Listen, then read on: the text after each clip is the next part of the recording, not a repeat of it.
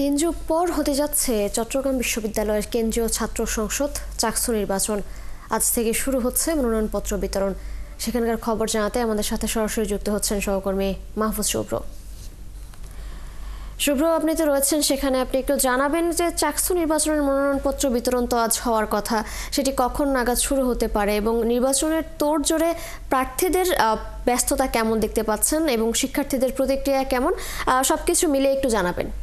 তিশা, যেমনটি আমরা দেখছি যে দীর্ঘ ৩৫ বছর পর চট্টগ্রাম বিশ্ববিদ্যালয় কেন্দ্রীয় ছাত্র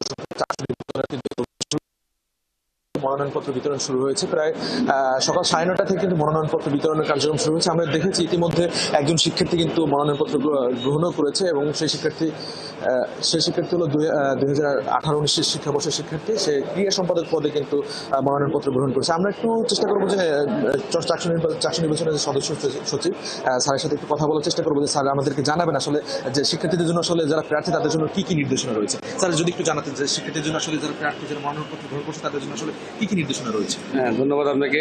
আজকে প্রথম কথা হলো যে আমাদের চাকসু নির্বাচনের ৩৬ বছর পরে মানে কর্মযজ্ঞ শুরু হলো বলা যায় এবং সকাল ৯:৩০ থেকে আমরা মনোনয়নপত্র বিতরণ করছি। তো ছাত্রদের কাছে আমার অনুরোধ থাকবে তারা আসার আগে আইডি কার্ড নিয়ে আসবে।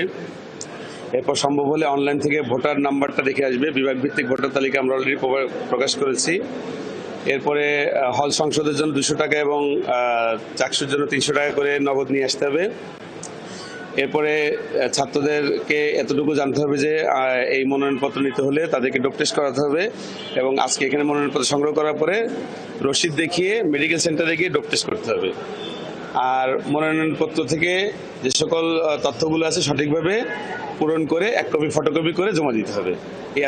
যেমনটি শুনছিলাম আমাদের চাকসু নির্বাচন সদস্য যেমনটি বলছিলেন যে চট্টগ্রাম বিশ্ববিদ্যালয় কেন্দ্রীয় ছাত্র সংসদ নির্বাচনের যেই শিক্ষার্থী যারা প্রার্থী হবেন অর্থাৎ যারা মনোনয়নপত্র সংগ্রহ করবেন তাদের জন্য কি কি নির্দেশনা রয়েছে। আমরা দেখেছি যে ইতিমধ্যে আসলে মনোনয়নপত্র বিতরণের কার্যক্রম শুরু হয়েছে। এখানে হল সংসদ এবং কেন্দ্রীয় সংসদের জন্য কিন্তু আলাদা আলাদা বুথ বসানো হয়েছে এবং সেখান থেকে কিন্তু শিক্ষার্থীরা মনোনয়নপত্র সংগ্রহ করতে পারবেন। তো চট্টগ্রাম বিশ্ববিদ্যালয় আসলে মনোনয়নপত্র বিতরণ আজকে শুরু হয়েছে এবং আগামীকাল থেকে চট্টগ্রাম মনোনয়নপত্র জমাদান কার্যক্রম শুরু হবে এবং আগামী পরশুদিন পর্যন্ত কিন্তু মনোনয়নপত্র বিতরণ কার্যক্রম চলবে। পাশাপাশি আগামী ১৭ই সেপ্টেম্বর মনোনয়নপত্র বিতরণের আসলে জমা দেওয়ার শেষ দিন।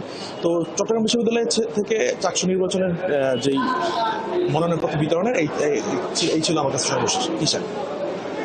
নিশ্চয়ই পরবর্তীতে আমরা আবারও আপনার সাথে যুক্ত হব।